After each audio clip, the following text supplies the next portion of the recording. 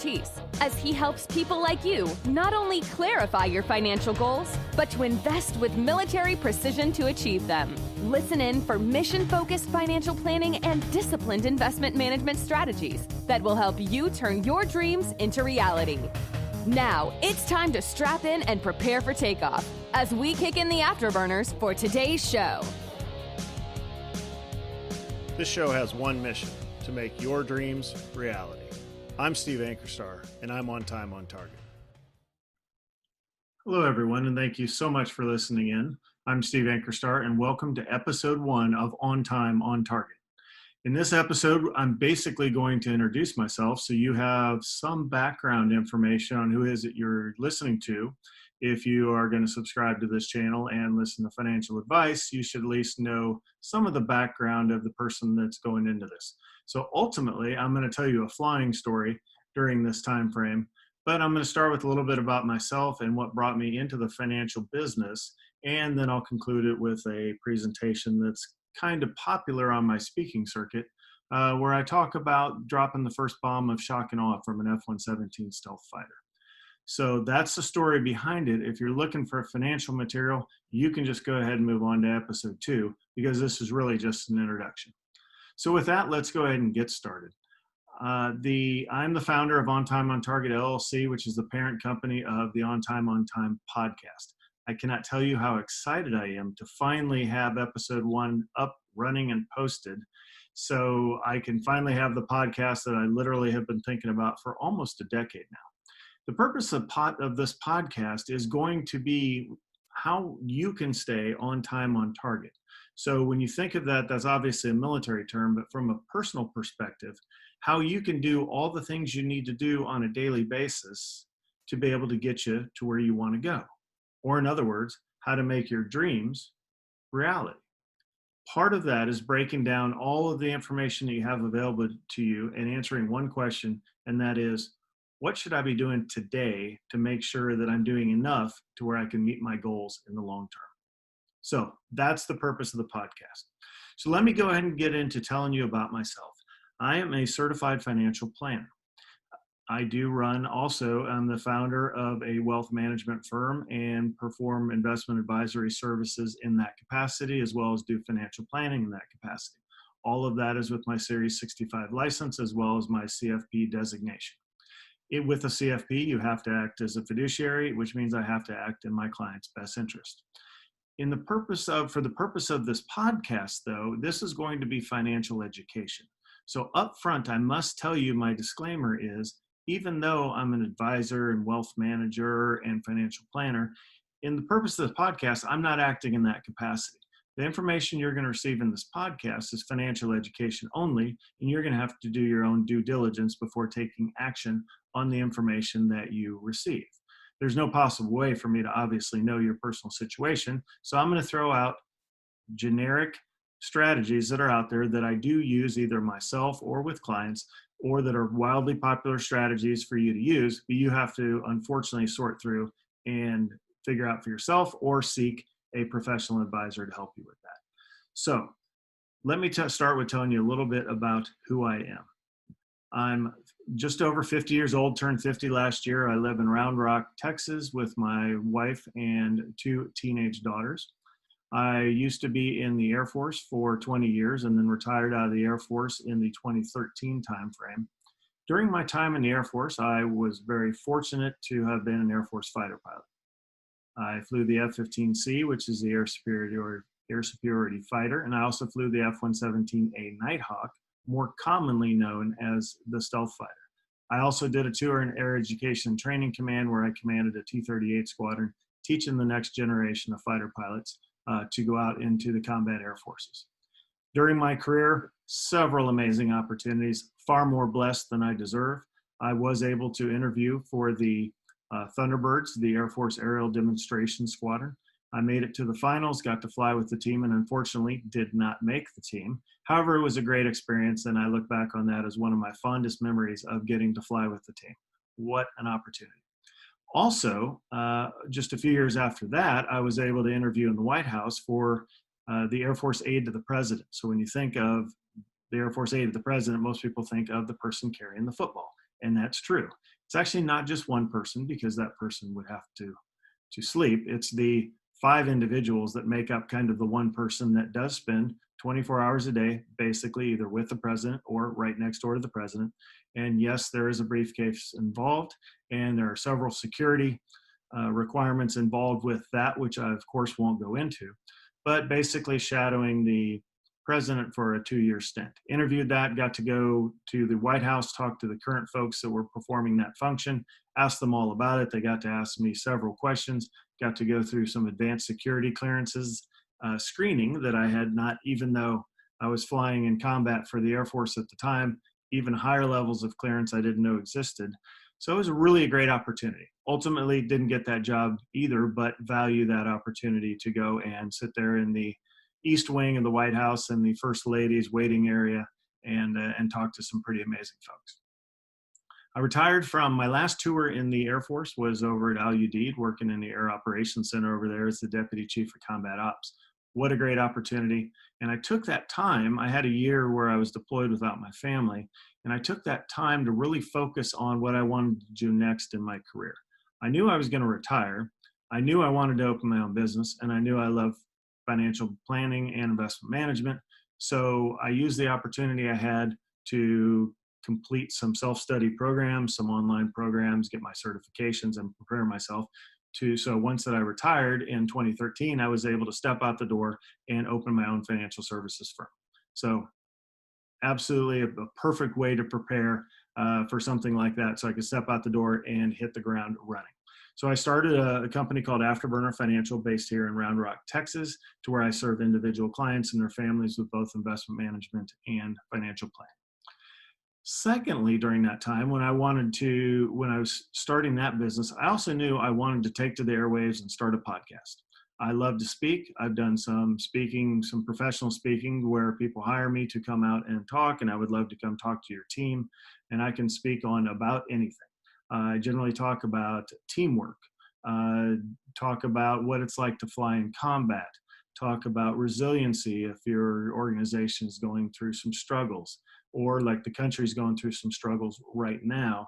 Those are things I can talk to folks about, kind of sharing my experiences and sharing my techniques that I learned from my military background and how to cope and deal with those sort of situations. So see the ototnow.com website if you're interested in me speaking for your organization.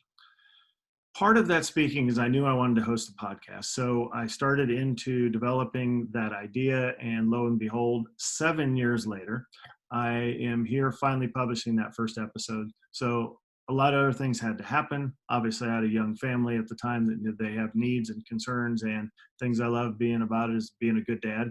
So going to volleyball matches and things. And then I also did my first 2 years of PhD study. I still have yet to do my dissertation. So that's forthcoming. But there's a lot of things I had to do during that time while I stood up my business. So I put the podcast aside, said I will get back to that. And fortunately, today marks that day. As far as academic credentials that I have, 3 master's degrees. I have 2 years of a PhD, everything but the dissertation. So lots of schooling. I say I have lots of degrees, 2 children, a couple of companies, and 1 wife. And I like the ratios out of all of that.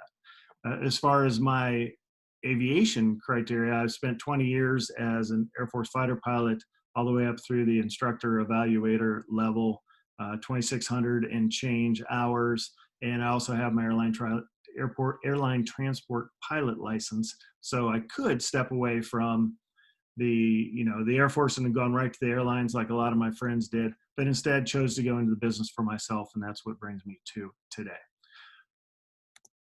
My military experience, I talked briefly about it.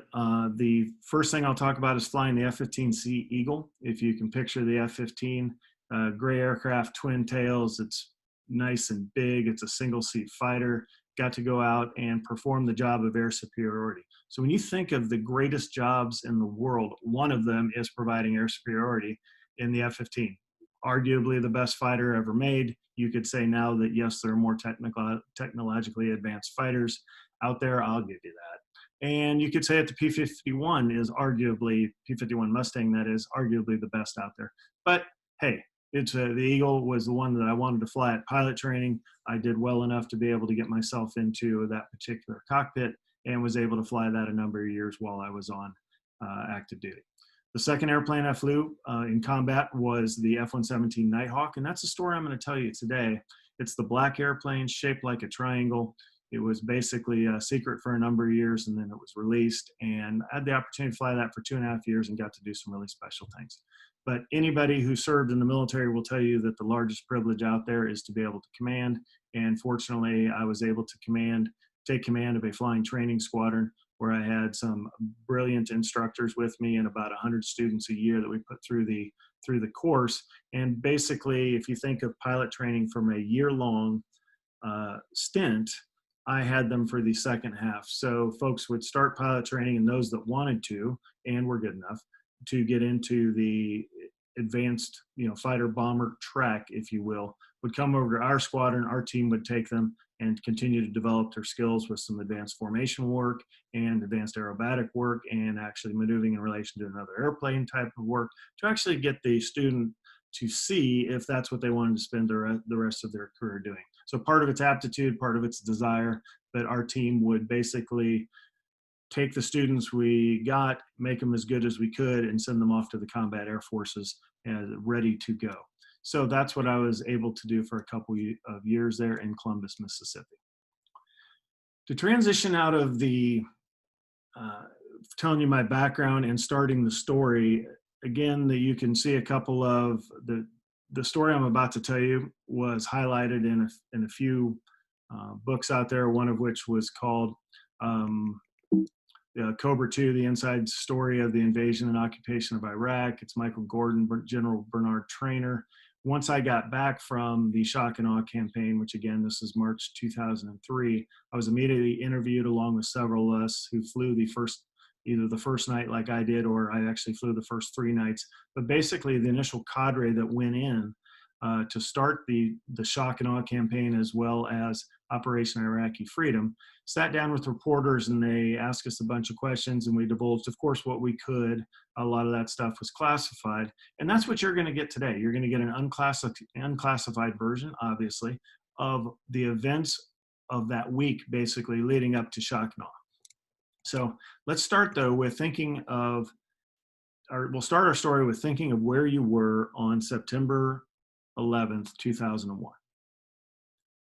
Everybody knows exactly where they were if you were above probably the age of 8 when we saw on TV, God bless you if you saw it in person, but most of us saw it on TV, an airplane run into a building. And particularly, it was a Tuesday morning. I was at Holloman Air Force Base, which used to fly the F-117 stealth fighter. It was the only place that flew it operationally while it was active. And I had chemical warfare training that morning. So when you think of chemical warfare training, think of gas masks and all the extra layers of stuff that you would have to wear if we either got a nuclear attack or a bio attack, all of that gear. And you had to go through that training, I don't know, every year, 6 months, 18 months, I don't remember. But it seemed like you always had to go through it because nobody looked forward to it. So you have to carry your bag with you of all of your gear, which of course has been issued to you. So you drag that out from your hit and run area in your garage or wherever you had it ready to go, because most fighter pilots are ready to go at a moment's notice in case you're called. And of course, September 10th, 2001, nobody was thinking that it was going to actually happen anytime soon, but everything changed the morning of the 11th. So I had my bag with me, and unfortunately, I was a captain at the time, and that means I should have been at this training 10 to 15 minutes early and be a good role model for the troops. I was not early and not a good role model for the troops that day. I walked into the classroom about 1 minute prior. And since I had, in military terms, if you're not 5 minutes early, you're late. So I fell into that category. So as I walked into the room, of course, what you would see in a normal situation like that is that, of course, the only open chair is way up front. So, okay, that's the penalty I have to pay for being late. So I marched right up to the front. As I'm walking up there, I just kind of looked to see if I knew anybody in the room. I recognized some of the troops, but I didn't see any other pilots and no other officers that I knew. that were in the room. And I plopped down, and as I'm walking up there, I saw the big TV screen. There's, I don't know, it's probably a 100-inch screen or so, projection screen at the time. And when I looked up on the screen, there was a movie playing, and I didn't recognize the movie. A lot of times you would show up at these training events and they would just play a movie because everybody's supposed to get there early, like good soldiers and good airmen. So, you get there early and at least you would get to watch, Die Hard or just some cool movie, Executive Decision. And I know you're probably laughing at my choice of what I would just said were cool movies. But anyway, not the point of today. But I was watching this movie and an airplane just ran into a building. And I hadn't seen this movie. So as I kind of sat down, I happened to notice you could kind of hear a pin drop in there. And I somewhere about the time I sat down, I looked up and realized that this was actually live. It wasn't a fake CNN shot from the movies that they do a pretty good job with. It's like, this is live. It's like, oh crap. And so just like you, I was wondering, was it an accident? Did a pilot get lost? Did he not see the big building, albeit two of them sitting there? That's the initial reaction was like, what? How did this happen? And then I don't remember the exact number of time between the two, but obviously our class was put on pause because that had just happened and everybody wanted to sit and stay engaged into what exactly was going on. Of course, if you remember the building did not fall. The tower didn't fall right away. It stood there and took it like a champ for some time. So it was bad, but not nearly as bad as later on when, of course, the second airplane comes in and hits the second tower. And then somewhere after that, I believe one of the towers fell and then both fell. And then we realized that was no accident, obviously. Something happening once can be an accident. Obviously, two airplanes, two buildings, no accident. And then what's going on? So I do remember a young gentleman, I don't remember his name, but I do remember him pulling out you have part of your MOP gear is a combat helmet, and putting that on. I'm like, you're okay, you don't need to do that, it's going to be okay. We are not under attack here. But I walked to the back of the room and I called operations, so it's called ops in the flying world, called over to ops, which is on the other side of base, and of course the phone's ringing off the hook, and the boss said, go home. So when you think of that, and it's strange for those that haven't served in the military, but those that have, when your boss says go home, that means go home and get ready.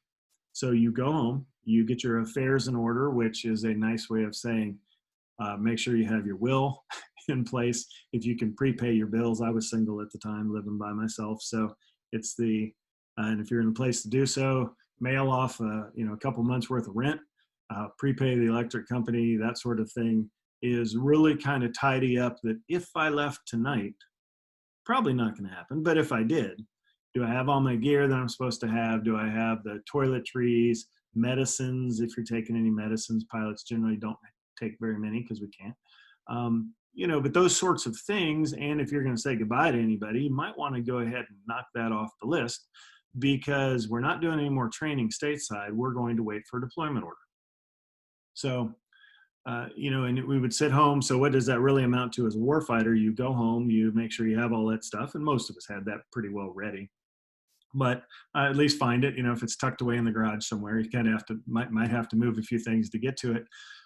But basically, you bring out your gear, you throw it in the trunk of your car, and you say, okay, I'm ready.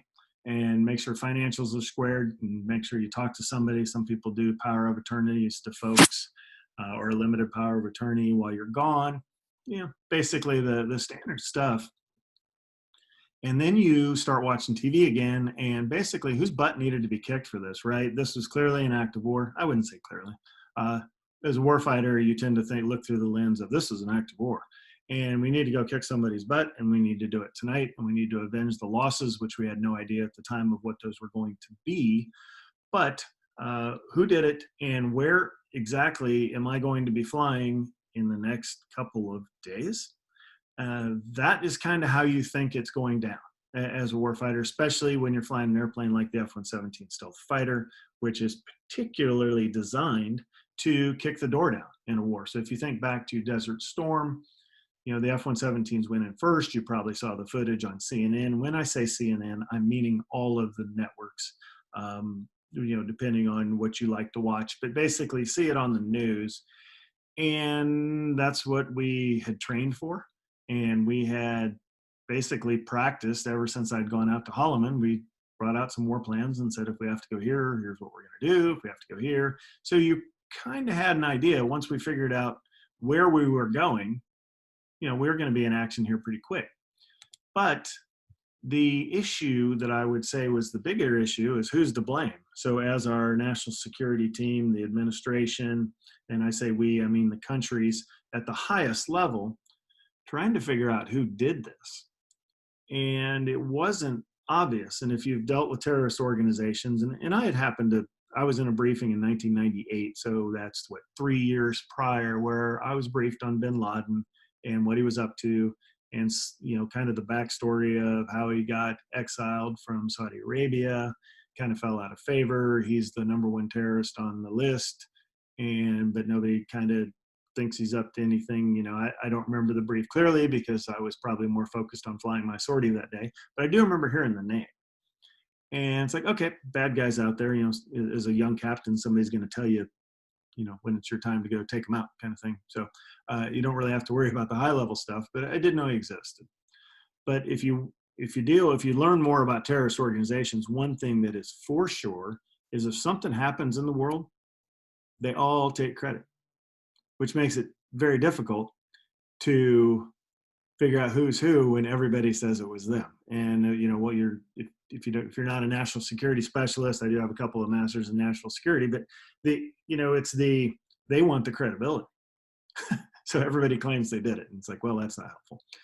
So we went to, as a national security team, obviously we're going to avenge this loss. We're going to go take out whoever did it and take a look at some other things along the way to make the world a better place for this having had happened, right? So try to, that's what we were trying to do. And again, I'm speaking for the country, but you can read the books on it. In big picture, that's what we were trying to do. Well, if you remember, forces went into Afghanistan. And when I say forces, I mean special forces. We didn't actually put if you think mainline troops on the ground, we're talking special forces, and we flew bombing missions over Afghanistan. And I say we, I mean the Air Force, the U.S. did. The F-117 didn't go, but the B-2 stealth bombers, which if you think is the big flying wing, Mama stealth, if you will, quite a bit bigger than the F-117 and carries a lot more armament, was flying missions basically over Afghanistan. Special forces were working with Afghan troops on the ground and kind of started an anti-terrorism campaign. Not the topic of today, but it is important to realize how that went on first.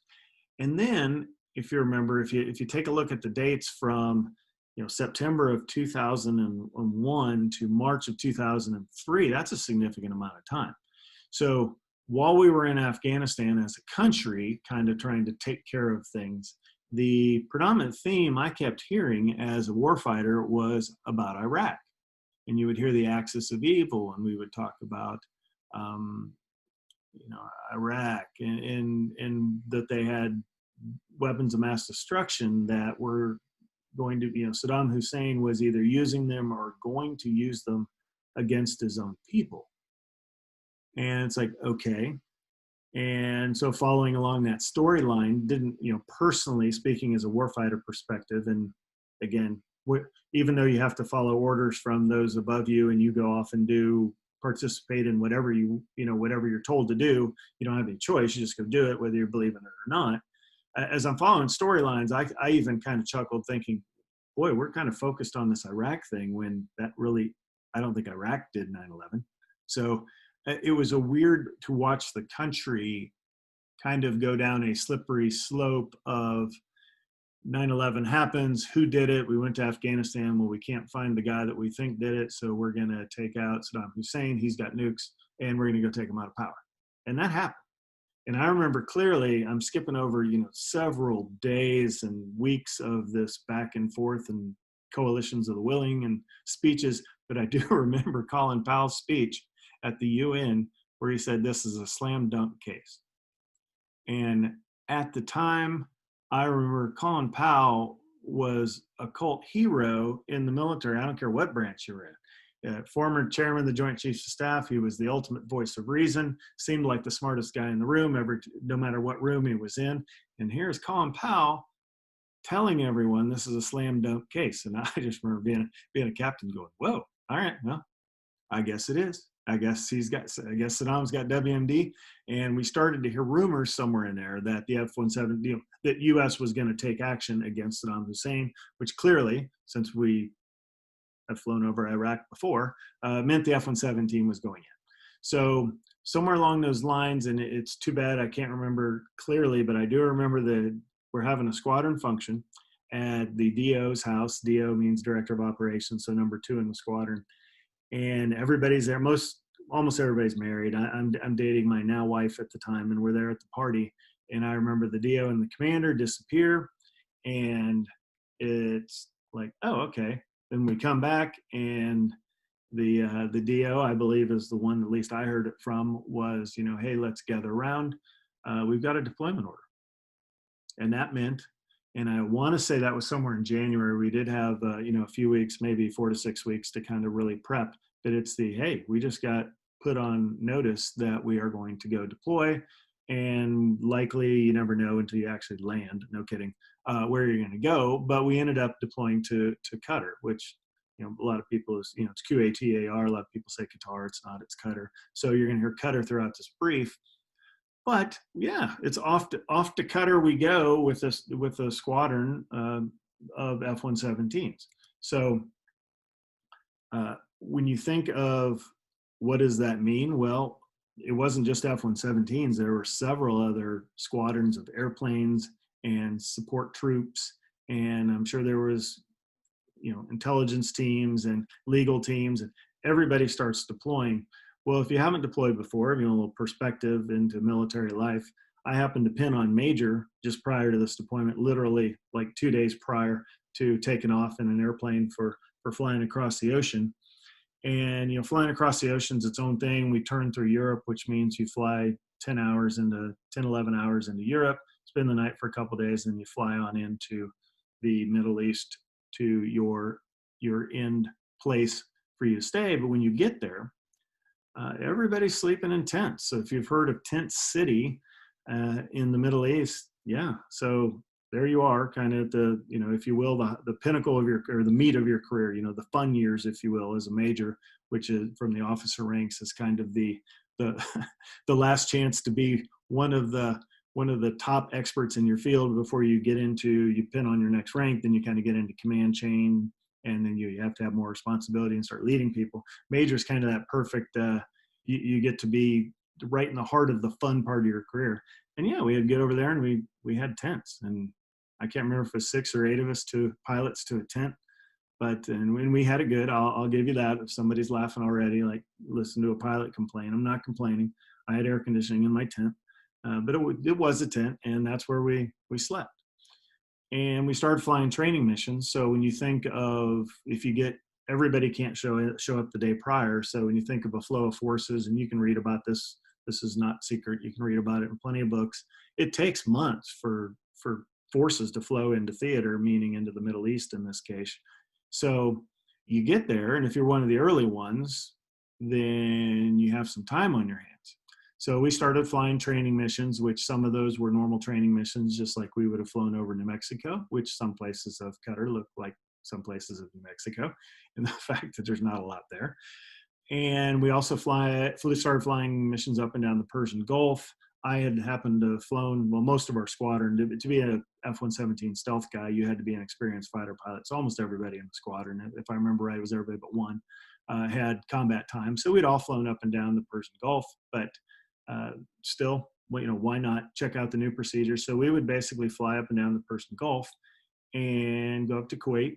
Remember where Kuwait is there, just south of Iraq, if you will, at the top of the Persian Gulf, and kind of turn around and come back home. And we were going to do that basically every day. And then there was going to be a time when we were going to get a go order where you didn't turn around, you just went on in and did whatever it is the nation needed you to do. So that's what we were doing during this time. And so picture, I think it was February 2nd, we went over there, and the story that I'm going to start picking up with is March 17th. So about a month and a half, if you will, of getting acclimated to the desert, getting into a battle rhythm for being on the other side of the world, and then getting ready to go, figuring that the call is coming. Generally, when you flow that many forces into theater, unless there's an outright surrender, which I can't remember the last time we saw that, it's going to happen. It's just a matter of when. So if you think Monday, March 17th, the St. Patrick's Day, and President Bush gave a speech, and in this speech, he was talking about the axis of evil, and then specifically Iraq, and then specifically warning Saddam Hussein, and specifically saying to Saddam Hussein, you have 48 hours to get out of your country, otherwise we're coming in. So it's like, all of us watching this together, not all of us, I mean, some were out training, but I do remember I was actually watching the TV live when it happened, and you look around, and in your ops building, which again, you made with 2x4s and plywood, and threw the computers in, and it works pretty well, but it was still pretty homemade, if you will, and you kind of look around, and it's like, well, this is going to happen. So that was Monday. And if you follow along the books that are out there, there are certain people that track, individuals' locations, and they have several technological programs to be able to do that, to figure out where someone is that we're trying to track. But you also know that it's kind of hard, because it did take us a while to get Saddam Hussein, and it took us kind of forever in the big picture to get bin Laden. So while we have all these things and all these people paid to do it, you don't always know where somebody is. Well, on Tuesday, it came down through the chain, and that's me skipping through a bunch of classified stuff, but it just came down that we know where he is. And since we knew that the F-117 was going to go in, I was able to spend, several others of kind of the leadership team of the deployed squadron, we're kind of in the know, because we needed to get airplanes and pilots ready. And, I was one of a team of many doing that. But it's hey, we need to get ready to go. What's the latest? And then we would react based off of the latest information. Well, we got the word on Tuesday. It's like, we know exactly where he is. So how about now? And they're like, okay, it's kind of like if you picture a wing ops center where the person in charge is like, okay, are you ready to go? Are you ready to go? It's like, we're in the green, sir. We're in the green. It's like, we can make it happen. And, all the way around the room. And then it went back up to the president, and, poor form, right, to go in and take somebody out that you told him you have 48 hours to get out of your country, and then you take them out at the 36-hour point. So kind of everybody spun back down and said, yeah, that president guy, he's kind of right. He did say 48 hours, so we should probably at least wait for the deadline. So, but it was a fun exercise, at least. Got everybody spun up and excited, and then spun right back down, and then spun up all again next day. So trying to sleep during this time, during exciting times, you kind of, for those in the military, pretty much your whole career is work yourself to exhaustion and then pass out and then get up and do it again. But it was tough to sleep, because obviously you knew that this was going to happen. So you would go back and do your best to get a little bit of sleep and then come back out. So Wednesday, now the 48 hours had expired, and you can read, I won't go into too much detail, because you can read several books that are out there about the strike on Dora Farms. It's called the Decapitation Strike, where 2 F-117s launched out of Qatar, went north through a whole series of events, dropped their bombs on target. Great job for both gentlemen that went on that mission. Came back, landed. We all celebrated. It was daylight the next day by the time they landed. And, we'd heard Secretary Rumsfeld from the beginning say, if we do a decapitation strike, he was so smart, or so he thought, and he is very smart, but some of his philosophies are a touch academic and not based in the real world. And this is one of them. And he did say that, if you cut the head off the snake will die. So that was as easy as that was going to be. So we're just going to go up there, put a couple F-117s on it, and they don't miss, which for the most part is true. And we came back and we lauded our folks as heroes. And we thought, gosh, this may be over. How interesting would that be? Well, much like reality is he wasn't there. And so therefore it's technically a miss. I mean, the bombs hit where they were supposed to, but in the big picture, it was a miss for the US. Saddam Hussein lives on, but it had got real at that point because at least a couple of bombs had blown up inside the country of Iraq. So we spin down from that. Thursday, if you can read more about this, but in general, the other services, because it'd kind of been an Air Force thing for that decapitation strike, well, everybody's ready to go. And if you roll back 20 years to Desert Storm, Desert Shield, and still today, and probably the next time if we have a major war that involves ground troops, there is some posturing amongst the services on who's going in first and sequencing and who gets to be the hero and all of that. Well, the next day, all we were hearing was the ground folks are ready to go. Let's go, let's go, let's go, let's go. And it's just like, well, we're not ready to go. We just landed. So we need to recoup a little bit. And it's like, are we really going today? And it came down from above again through the command chain that it was going to happen on Friday. And that was going to be the shock and awe campaign that Secretary Rumsfeld had really had in his hip pocket, and we all knew it was coming because we had trained for it. So you know who your leaders are, and when you start trying to get inside their minds of what they're saying, we had gone out and we had gone to Nevada. There's a big training range out there, and flown some mission with other folks that we figured we would be in country with, and kind of practice before you go step onto the court for the real deal. All that is very, very normal operations. So we knew the shock and awe campaign was going to happen. And the shock and awe campaign was going to be around, the theory, again, academic, not necessarily based in reality. But in Secretary Rumsfeld's world, if you were going to put enough firepower in here to be able to bomb anybody around the clock for a couple of days, then they would clearly submit because they wouldn't be able to sleep. And then they would simply lay down their arms. They would give up their dear leader, and we could drive tanks into downtown Baghdad, and all of us would be met with chocolate and flowers, and because they'd be so appreciative of the fact that we liberated them from their terrible leader. Okay, that's a pretty academic paper. I hope he got an A on that one, because that's not how it works in the real world, and everybody knows that. People, I've never been bombed, but I can certainly, since I've been on the bomber end of it, that nobody's appreciating that. And if they're supposed to meet us with chocolates and flowers, maybe we shouldn't bomb them first. But that was the plan. So we said, okay, we're going to unleash the fury of shock and awe on Friday morning, and that is what we did.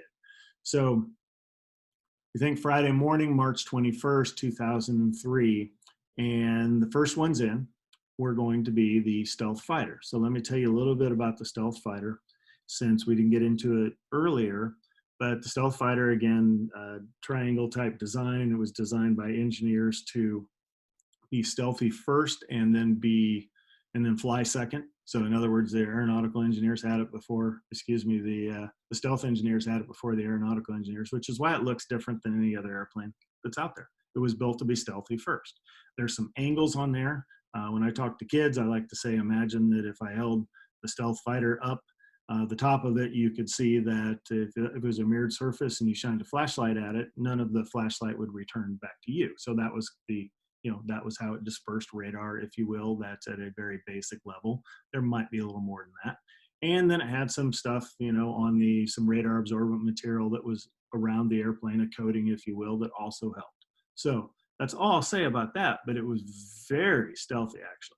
It could really sneak in and sneak out and get the job done. And it was designed for nighttime precision attack, kicking the door down, if you will, and laser guided bombs. So in the cockpit, on my stick and throttle, I had the means to be able to put a laser spot on exactly what I wanted to, meaning a window, a doorway, a cave entrance, or whatever it was I was being called to do. Middle of a street intersection, we'll get back to that. Basically, I could put this bomb wherever I wanted as long as there were no clouds involved. And I would drop the bomb out of the airplane, the doors would open, the bomb would go. I would put the laser spot on the target. Even somebody else could put a laser spot on the target. So Bomb don't care. It just sees the laser and it goes towards the spot. It's that simple. Well, we had used the F-117 in Bosnia in '99 for Allied force, and we actually lost an F-117, meaning it got shot down, which is a big deal for those of us about to launch out again a couple of years later. Of, hey, I thought you said I was stealthy. Well, one did get shot down, and for those of us that have, for any of us that have flown in Europe, there's always weather. Well, since there were some issues with weather in Europe, they had gone back to the drawing board. We, the US, and designed a bomb that basically would be like the JDAM, the Joint Direct Attack Munition, where that would leave the airplane and it would go to coordinates. So it would fly itself with a GPS to a coordinate. And then what it would do, what we had in test version for us that first night was we had enhanced bombs that basically it would leave the airplane and go to coordinates, and we would shine the laser, and if it would see the laser, it would basically go, okay, I guess you want me to go there. So we were basically able to update the GPS coordinates using our laser, which would update where the bomb's going, so the bomb would hit the target. If we could see it, we would put the laser on it. If we never saw the target, then the bomb would just go to the coordinates, which is going to be close. So if I can use the laser, I can hit the vent. No doubt, every day, don't care, easy, 100 times a day. However, if it's going to GPS coordinates, you may not actually hit the vent. You're going to hit within, feet of the event, if you will, of the vent, if you will.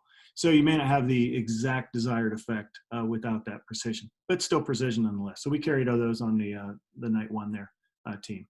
When you think of the history of the F-117, it stayed in the black world for a long time. Its first use, when it came out of the black world, actually was, the cover story, and you can read all about this, was, folks that were flying the F-117 had been selected for the A7 program, which flew out of Las Vegas, Nevada, and they would go in and basically take off out of an unmarked airplane from Nellis Air Force Base, go somewhere for the week, and then come back on Friday and fly their A7s. Well, and what was really going on is the A7 was actually the F-117 before it had been acknowledged. And there was a day when one of them crashed, and then of course the Air Force, when you have contingencies for these things, so they would keep a truck, and I'm simplifying this and shortening a very long story, but basically if an F-117 crashed, the Air Force had two trucks ready, a theoretical two trucks, one empty and one filled with A7 parts. So they would drive to the crash site and basically pick up all the F-117 parts and put them in one truck, spread out the A7 parts, and then light them on fire, and then leave and call CNN. So that was kind of the drill, except for when the third one actually, and before it was released from the black world, crashed. They showed up to do that like they had done before, and there was already a news crew on site, so they kind of faded back into the woods or into the desert of Nevada and called back and said, well, what now? And it's like, well, I guess we will be acknowledging this today since it's on TV. So that was late. I want to say it was December '88. There's some great books out there that detail that if you're interested in more information, and probably slightly more accurate information, because I'm covering a lot of material there. But the first operational use was in Panama. If you remember that raid to go down there and snag Noriega.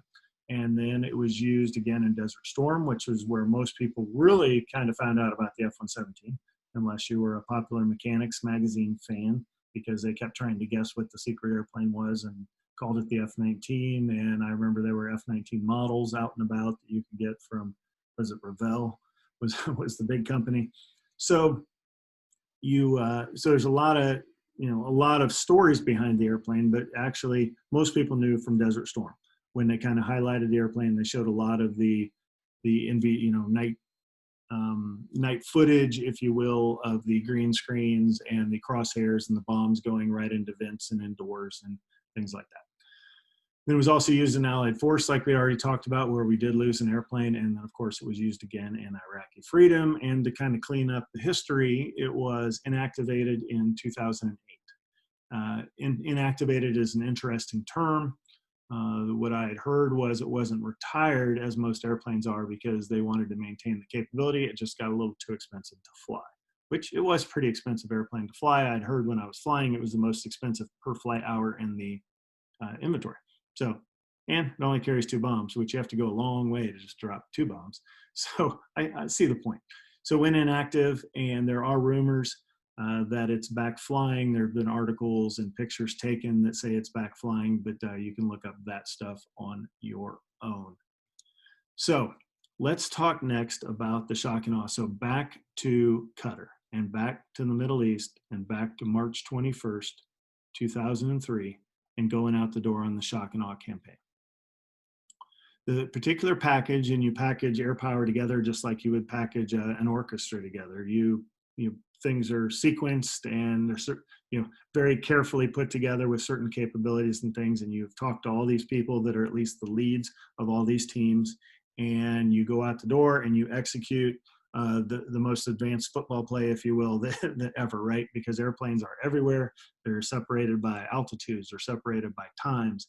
There's free fire zones. There are no fire zones. There are no fly zones. There's all kinds of things to think about, not just from airplane deconfliction, meaning it's making sure airplanes don't hit each other, but there's weapons deconfliction, meaning that weapons flying through the air don't hit any airplanes.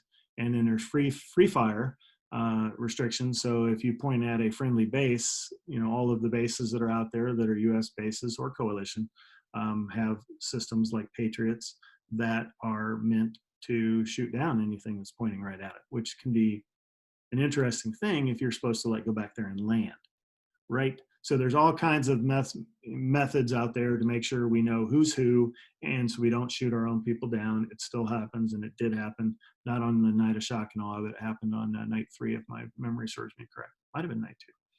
But so it's this master plan, and we have literally rehearsed it, and we're ready for it, and we're going to go out and execute it. So the package commander was the squadron commander of the F-117s. He was, I say Ram 1 is the call sign because that's what he always flew under. So he was going to be Ram 1. There were going to be 9 of us that was going to step out the door. I was his number 2 as his deputy package commander. So if for some reason he fell out, then I would be able to lead the package off into combat. But if he didn't fall out, I would simply be there and be able to back him up along the way.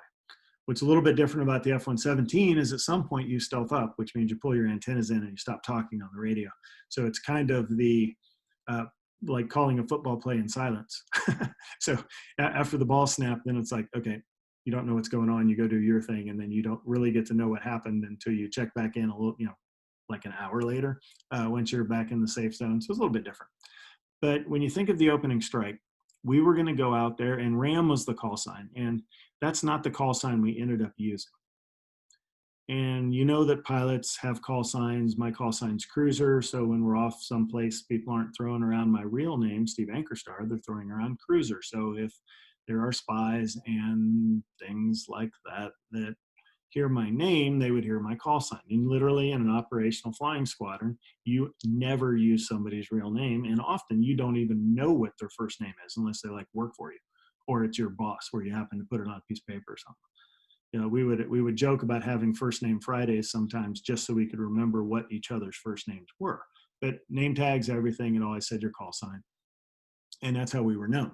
Well, when you go to fly airplanes, just like Delta Flight 1400 is DAL 1400, or there's particular call signs there. Same thing with flying formations of airplanes. Well, we had always been Ram. We were the Black Sheep Squadron, 8th Fighter Squadron, and Ram was our call sign, and we were going to go forth into combat and use this call sign. Well, due to what I would say maybe some kindergarten level competition between our boss and a friend of his at the Air Ops Center. The Air Ops Center is the one who assigns these call signs. The unit doesn't have any, we didn't have any choice in it. We just said, we're Ram. It's like, no, you're not going to go with Ram because everybody knows that's the F-117. So we're going to assign you another one, so which everybody says, oh, okay. And then some individual personalities got involved, and somebody thought it was funny. And no kidding, we went out the door on night 1 of shock and awe as a 9-ship of F-117s with the call sign of Bimbo 41 through 49. Yes, I did say the word Bimbo. That happened, and there was nothing we could do. And I'm sure somebody thought that was terribly funny, but it happened. So enough on that. We did not have to carry that through the next, I don't remember night 2, but I remember night 3 was Ice Age. So our call signs got better over time. But somebody got their jab in on night 1 for us. But to talk about how this was all structured out for shock and awe, and again, this is all widely available that I'm about to tell you, but at 9 o'clock local Baghdad time, a bunch of Tomahawks were going to go in, about 400. The total Tomahawks that went in, Tomahawk missile is, can come off of different systems, but largely Navy missiles coming in that would go in and stir things up. And these are missiles, obviously, so there's no people involved. So 400 of them were going to go into Baghdad at around 9 o'clock and strike things all around the city. And then 20 minutes later, there were 9 F-117s that were going to go across the target area.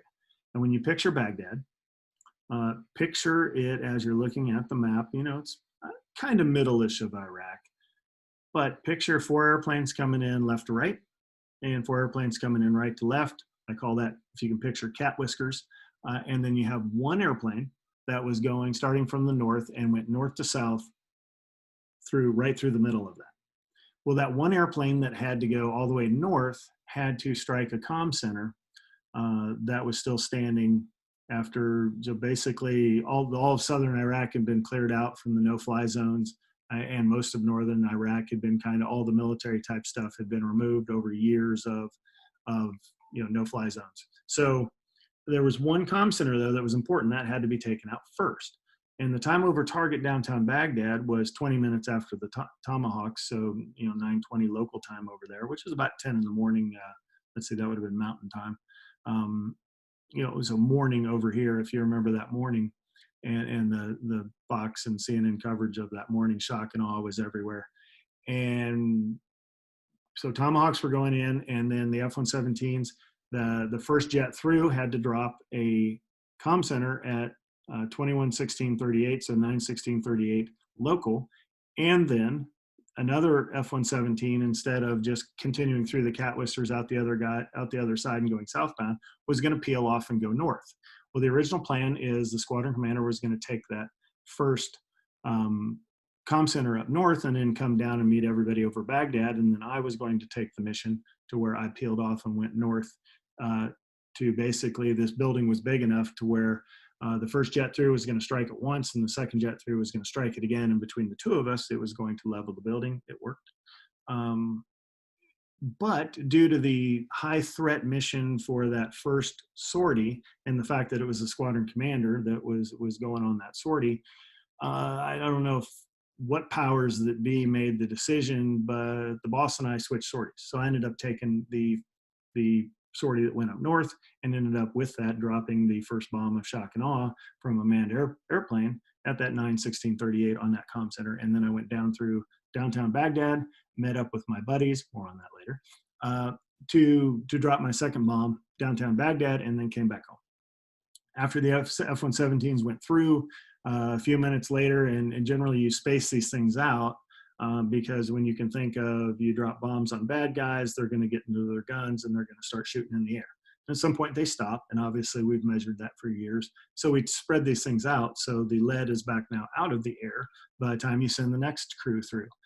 So some B-2s went afterwards about 8 minutes later, and then some other, about 10 minutes after the F-117s, some other fighters, Hornets, Strike Eagles, started kind of tossing, if you will, to where they weren't overflying Baghdad, but they were doing some long range stuff to where they could kind of go up to the edge of Baghdad, toss their munitions in there, and the munitions can still hit the intended targets without putting the aircrew and airplanes in danger, because there were still a lot of things shooting at us that night. I have heard it was the largest single display of air power in U.S. history, and that the total tonnage was more than, obviously, Nagasaki and Hiroshima. So you can verify that on your own.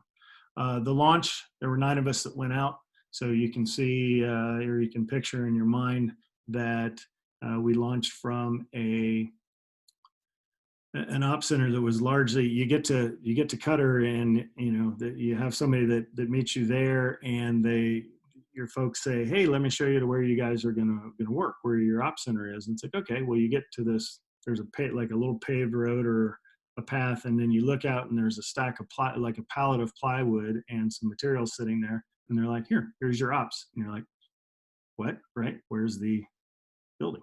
And well, no, you were going to build a building. So a crew immediately had to go to work with building the building. So you can imagine a very, and it worked great, and built this place up. So very much a team effort to get everything up and running. And then that's where we launched out of from. So you can picture 9 folks lined up, getting their brief and all the emotions that are going through. And remember that last time the F-117 had gone to war, we lost one. So it wasn't, you were no longer the invisible man because we had lost one. So it was kind of like you're almost invisible, right? So we wondered if technology had now outpaced our technology, or using another analogy, is the mousetrap better than the mouse now, us being the mouse in that case, trying to sneak in and sneak out without getting shot. So, a little consternation going out the door to launch out on the mission. But launch out on the mission we did, and go from there. So the actual mission itself, 3 of us, 9 of us launched. It turned out only 3 of us made it across the target. There were some issues in the air refueling tracks that led to that. Part of the confusion fog of war is sometimes that happened.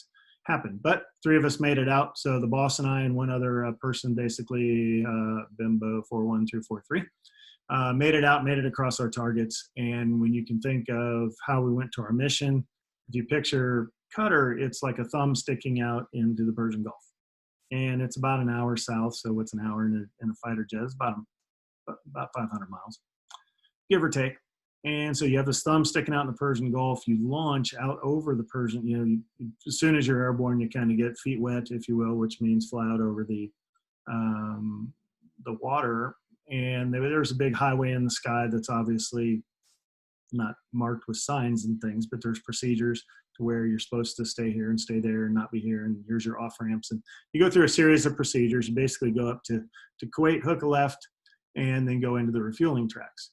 Once you're in refueling tracks, you get your fuel, and when your time when you're ready, it's your time to meet your time over target. And again, on time on target's the name of the podcast. So, to be on time on target, there's a whole slew of things you need to do and to get ready to go. So obviously I had the farthest to fly because my target was north of Baghdad, and we're down in southern Iraq at this point. So I was the first one to really leave the tanker track and stealth up and press northbound on my own.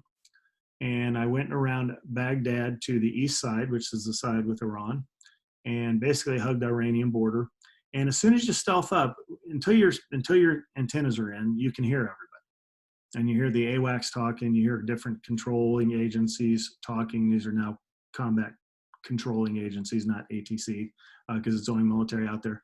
But when you hear everybody talking or other fighters checking in, it's not a lot of talking, but you do hear, okay, yep, everything sounds like it's going right. And everybody's using code words. So you had some key ones memorized, and you get ready for your mission.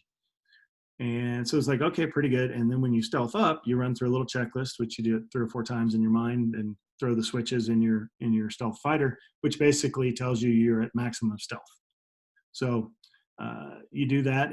But the weird part about that is when you do that, you can't hear anybody. So you're kind of out there alone and unafraid. And there were support assets in place in case stuff would happen. But I was the only fighter jet that was in that area as I pressed northbound. We were not concerned about the Iraqi Air Force because they would largely not buried their Air Force in the sand yet, but they weren't going to take off to challenge us, even though we did have air superiority in place in case that happened. That was not a real threat. The real threat was getting shot from one of these, surface-to-air missiles or, anti-aircraft fire. So basically, if you can picture Baghdad and picture me on the east side of Baghdad along the Iranian border, I was next to Baghdad. So you think of a blacked out airplane, a blacked out cockpit. I don't have any lights on. I'm already stealth up, so I can't hear anybody. And I'm looking out at the city of Baghdad. And imagine when you're flying your commercial flights and you fly over a major city at night. and there's all the lights on. You're like, oh, that's kind of pretty.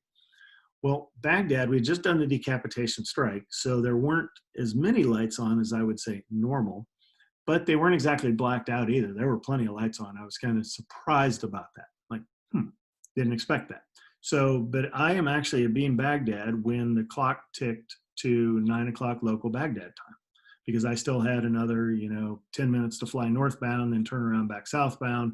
And then again, I was going to be over Baghdad 20 minutes later. But I'm watching a completely serene city. Nothing going on, no booms, nothing flying through the air. And then I'm looking at the clock in my airplane. There's a clock in the airplane. Some people still wear their watch because they like to look at the watch and trust that. But I was looking at the clock in the airplane saying, hey, this is about to happen in 5, 4, 3, 2. And about the time I got to 2 is when the boom starts. So missiles aren't quite as precise as airplanes when you drop laser guided bombs. But 400, I didn't count that obviously, but literally there were 400 explosions right around the Baghdad area. And I'm the only one that was really in position to see that. So that is pretty darn cool. And as I'm watching this, it's just like, holy crap. Okay. Yeah. Get some, right? This is happening. And I'm all fired up and ready to go do my mission. And as I'm watching that, because you see really the missiles all impacted and they're done in about maybe 10 seconds. And then I start to see the return fire, which obviously they didn't know as missiles in that airplane. So they can think airplanes are, oh, for, oh man, they're, surface to air missiles going up. So you're seeing, again, you don't often see the bullet or the missile, if you will, but you do see the burn trail and you see muzzle flashes and, you can see different things from the air, and it's all these light sources on the ground, which is all return fire. And I just remember chuckling, and I was fully prepared to go do this mission. There was no doubt that I was going to be in some danger as I fly over Baghdad and drop bombs. They're going to shoot back, obviously. And my day could end very badly. I could be killed or I could be shot down and, land 100 feet from my airplane and try to say, that's not mine. All those things we've been trained for, everybody was ready for it. You become one with it that, yeah, I could die tonight, but I'm here to do my mission and I'm going to do it the best of my ability. But I do remember chuckling to myself, and for those that know me well, I have an interesting sense of humor. And I remember chuckling, like, I'm about to go fly through all that crap as I'm seeing it go through the air. So, and I knew we had spaced out enough to where the shooting should stop by the time I get back there. But, doesn't really seem like that when you're there yourself. So as I leave Baghdad in the rearview mirror, continuing northbound, I go up and I set up for my actual target. And the target, like I said, is a comm center, and I can tell you which one or, accurately describe it. But you can think conceptually of a 5-story comm center. And in an F-117, when you acquire your target or any bomber, if you're a bomb dropping mission, whether you're in a fighter or bomber or whatever, you line up on your target off of the GPS that kind of points you in the right direction. And then you start to look through. We had an infrared camera that basically I could zoom in and find the actual target, and I would confirm it about 7,000 times, right? Because you don't want to mess up. So you make sure it's in the right block, you make sure everything looks right, and I'm not cleared to release legally unless I have positively identified the target, and I can ensure that I'm going to drop my bomb exactly on that target. I can't account for malfunctions, but I certainly, up to the point of me pushing the button and it releasing from my jet, everything had better be perfect. Otherwise, I will be talking to some lawyers later on. And you train to that standard. So I'm not saying it from a big deal perspective, but yeah, you were very vested in making sure you had the right target, obviously. And like I said before, the boss and I were going to share this building, so I had my vent, if you will, to put my bomb through a couple thousand pounds of love into this building. And as I lined up, now I'm southbound, right? Because I'd gone north of Baghdad and I turned southbound and I'm pressing in. Everything looks right. There's a couple of clouds. I'm not all that concerned. I had gotten some air warnings off these new bombs. I told you that, they just tested them, and we were the first ones to drop them in combat. And it was, like, yeah, it should work. That's kind of the going out there. Yeah, it should work, and it should. I were getting some error messages, and I tried to troubleshoot them on the way up there, and basically I reverted them back to the same mode that they would have been in. They were laser guided bombs, and there were not any real clouds that I was concerned with. Oh, just a couple. But I do remember that as I'm flying in, it was smokier than I thought, and that's because there had been some shooting going on, and now it was a little bit hazy, and I think there was still some burning of tires. They used to talk about Saddam's Ring of Death, and I think that was largely Desert Storm. But it seemed like there was some visibility issues at a distance, but those cleared up. I was able to see my target just fine, and then I went into release. So when you release a bomb in combat, I must first say that it was the first live bomb I had ever dropped. So you don't always get the privilege and training of doing the live mission before you actually do it for real. So this is the first live bomb I ever dropped, so that was kind of cool. I remember that when you drop the bomb, the doors open, and when the doors open, because they're internal bombs, the aircraft shakes, obviously, because now you've just put two things out in the wind stream. The bomb leaves, and then the doors close, which is very important as a stealth fighter that the doors close. We had this little light that would, as soon as the doors open, light comes on, and then when the doors close and everybody's happy, meaning all the systems talk to each other and everybody's a thumbs up that we're actually stealthy again, then the light would go out. So you can go drive right through the middle of Baghdad after just having bombed somebody, which will make them angry, and be fairly certain that they can't see you. Or if they can see you, they can't see you long enough to shoot at you. And if they can shoot at you, they can't see you long enough for the missile to track. And if the missile can track, then they can't see you. The missile can't track you long enough to impact you or to continue to track you. And then in game, if it can track you, it should miss when it gets to you. So based on a lot of technology and a lot of shoulds, you should be safe out there. So the bomb left the airplane, or I dropped the bomb. There's a countdown. You push a pickle button, so you can kind of imagine that. Heart's beating. I borrowed a phrase out of a movie, which is a story for another day, or that I'll tell you in person. But a movie that I love, and a particular phrase that I love that I had obviously memorized, and I talked to that, and I had to pause for a second while I released the airplane, and I continued to recite that all the way to the impact. And at the impact point, exactly on time, all you can see is it's an infrared camera. So of course you see the IR bloom, which means all the heat coming from the explosion. Basically you go from seeing everything to seeing nothing. And then as the heat starts to fade, as you're now starting to go by the target, you can actually see the damage, some of the damage that you've done, but you really only get maybe a couple seconds, and nothing you can really hang your hat on other than, yeah, did I hit it and hit it in the right place? So a lot of the footage from that night was put on TV. Mine was not, largely because I recited that particular phrase. So mine was not considered CNN worthy.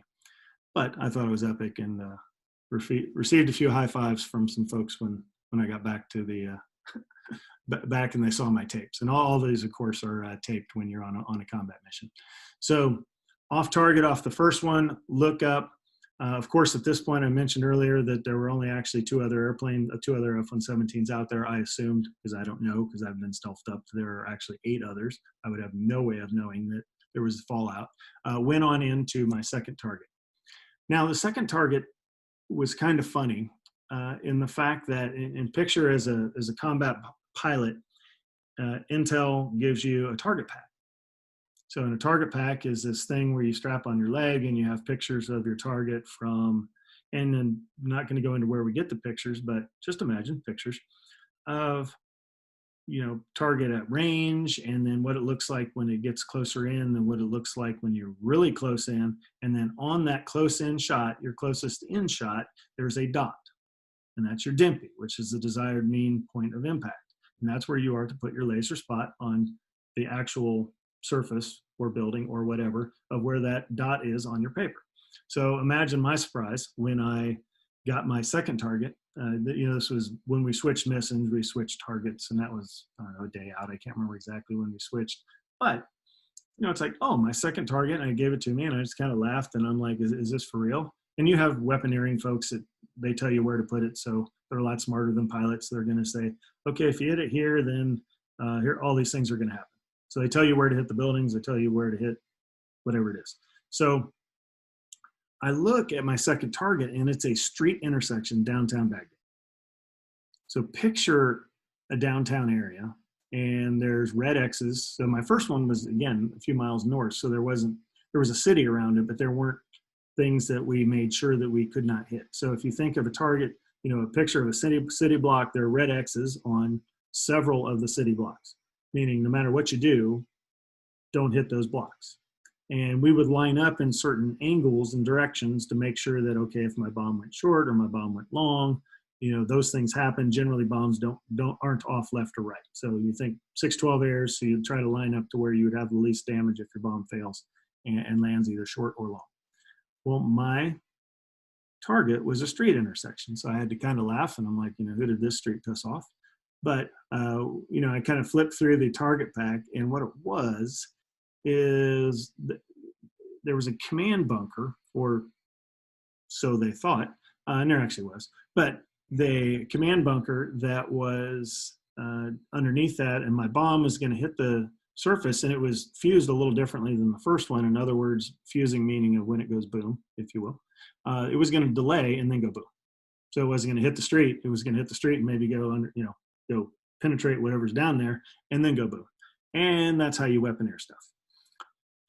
And in this case, it was a command bunker underneath, and obviously the command bunker has a bunch of tunnels that lead to it. So when you think of what actually does the destruction of a bomb, there is the actual, flash of the bomb when it goes off, and then there's also the overpressure, and that's what kills a lot more is the overpressure. So putting it into an underground system, rupturing this command center, whether anybody's entered or not, we didn't know, and then basically blowing the air blast through and rupturing the sewer, in that whole underground system, which would bleed over into the sewer and things. So a lot of damage right there, but really it was taking out that command bunker. So that was my target. I went in, and it was a lot. There was some smoke again, and I remember I get closer. It's like, okay, I can see clearly, and I'm a combat vet now, at least from a bomb dropper, because I dropped one a couple minutes ago, so I was no longer a rookie. And it's like, okay, there's my intersection. Confirmed it like 50 times because one of the corners of the buildings is, has the red X, and that's where reporters are. That's where if we have folks on the ground maybe scoring these bombs, that's where they would be. Like, don't hit that. So it's a go in, put the laser spot perfectly, and then when I drop the bomb, same thing. I didn't say anything this time. That was for the first time. Drop the bomb. It hits at the exact spot where the laser is, which is nice, and stuff blowing up around me. Right when my bomb hit is when some other bombs went off, and they're all right within about a block of each other. And mine kind of did a little puff. It didn't have that big explosion like it had before. So as the doors are closed and I'm stealthed up, and now I'm dead over Baghdad. Bombs are going off, lights, air starting to fill with some non-friendly stuff like missiles and aircraft fire. And as I look back up, I kind of had to ask myself, I didn't know if sometimes bombs will dud. So I safed up, and pressed out of Baghdad. And once I could get out of Baghdad, you have to give, and I did see some surface to air missiles from a combat perspective. For those that have been there, every time you see a launch, you pretty much assume that it's targeted directly on you until it proves that it's not. And again, that by if it just gets bigger in your canopy, the spot just gets bigger, that's bad. That means it's coming right at you and guiding on you. If you see any line of sight whatsoever, so we used to talk about if you're driving to an intersection from long range, if there's line of sight forward, that means that they're going to get there before you, line of sight aft. Anyway, hard to explain without using my hands like pilots do. But I saw 3. I remember in particular, I never really felt threatened that night, and was hauling butt out of town. And I was the first one out, right? Because I had to go straight south. So I had like the best exit. I just raged right north to south through Baghdad. Everybody else had this big east-west, get out of town, and then turn southbound and go home. So once you're off a combat mission as an airplane and you can talk to people, you de-stealth, so you do whatever it takes to do that, and you check in on the radio, you use your call sign again, Bimbo 42, and using code words, you'll say things like Rosetta, Braves, Hearts, and what does all that mean? Well, it's in code, so you don't get to know what it means. But what you're doing is reporting your targets. And I reported a successful strike on the first target because I was able to visually verify that. And I put an unknown status on the second one. So you could say, mission success, mission failure, or mission unknown, meaning you were not looking at it, or you just can't assess it from where you were. So that's what I did. And I called it an unknown, and then you got fuel again, and then you went home. So I won't necessarily go into, any of the ride home, other than you feel pretty awesome when you go get to execute the mission that you've trained for so long. So, and successfully at that. So I was like, okay, even if it does, it's not my fault that it didn't go boom. So we get back, and when you get on the ground, this may surprise some of you. Actually, the first people you talk to are lawyers. So it's not necessarily the first people you talk to, but because you talk to the crew chief and you park the jet and they safe up, the airplane, and so you talk to maintenance first. But then once you're done maintenance, you grab your gear. Total mission was like 5-6 hours, so you've been up for a while. So you take care of some personal stuff, and then you basically take your tapes on into a secure area, and you hand your tapes over to Intel, and Intel plays them, and the lawyers look at them. And again, what they're looking for is to make sure you followed everything correctly. And if you didn't, or if there was a malfunction, whether it was your fault or not, the lawyers basically needed to be on top of any bombs we can't account for. Because if you picture a bomb leaving an airplane, if it throws a fin, meaning the fin fails, it could spiral and end up somewhere it shouldn't. And if it does that, then we need to put an effort toward finding where it hit the ground. And then, of course, trying to get in front of the narrative if it's bad news. So the media is also there because they're looking for the Intel folks have some technology where they can kind of strip out classified stuff, and they can, get stuff uploaded, if you will, to CNN, Fox, whatever, to be able to highlight the missions, right? So I remember hearing, can't exactly use that based off of what I said there on my first bomb run in. And then basically as a pilot, you review the mission materials for the next day, and then you check in with everybody that's going to fly with you the next day, and then go from there. So remember, we launch at night, so this is now morning time, so you can go sleep all day and get up and do it again the next night. We did have a little makeshift officers club in Qatar there, where it's illegal to drink in the country outside of certain areas. The base had a special rule, so you could have, there was a 2-beer rule or 3-beer, I can't remember, it changed the next time I went. There were some cigars, so kind of a little bit of a feeling for combat. Those are the pictures that we all saw growing up from our parents in Vietnam, is with the cigars and things from back in the day, if you will. So got to do a little bit about that, but not much. And then we did have some sleep aids called no-go pills. You take a couple of those so you could actually get to sleep and then go back to your tent. So that was kind of post-mission, was pretty uneventful. And you would get back there and get ready to fly the next night. So I ended up flying the next 2 nights, and then off into the planning mission from that point on. So that's what I've got for the big story that I was going to tell you. Again, I wanted to tell you that story, because it gives you a little bit of a background of, throughout this podcast, I'm going to use flying analogies. I'm going to use military analogies. So kind of letting you know up front why I'm doing that. I have flown fighters in combat. I have put bombs on time, on target, to the split second. So when I've gone through all of the advanced military training that it takes to do stuff like that. So when I'm talking to you about what you need to do financially, what I'm doing is using those planning skills from the military on very complex missions to take your financial situation, which again, I don't know personally, but complex financial situations, break that down into simple steps that you can do on an everyday. So when you have a dream out there, you can basically turn it into smaller steps to make that dream into reality through execution. So that's what I've got for you today. Thanks for listening in. If you want more information, check out ototnow.com. I do have some private squadrons that you can join if you're interested. If you want to hear some different stories where I'm actually on live with folks. So with that, I'm going to let you go. Thank you so much for listening to episode 1, and look forward to you tuning back in later. Thank you.